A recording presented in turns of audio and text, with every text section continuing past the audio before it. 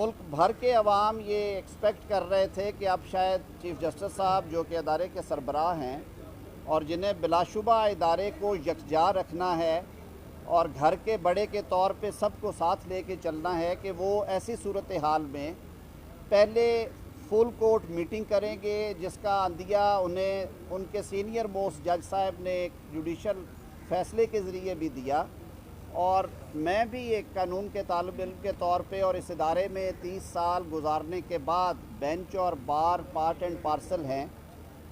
बिल्कुल ये मेरा भी ये ख़याल और मेरी ये राय थी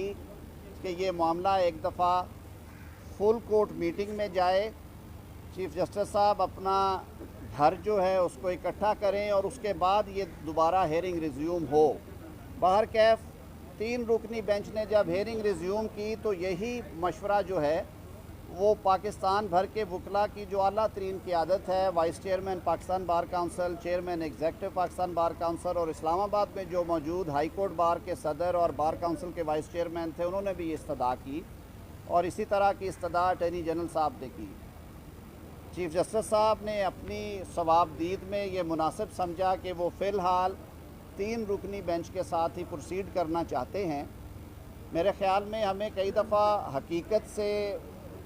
या जो चीज़ें नज़र नहीं हों उनसे आंखें नहीं चुराना चाहिए।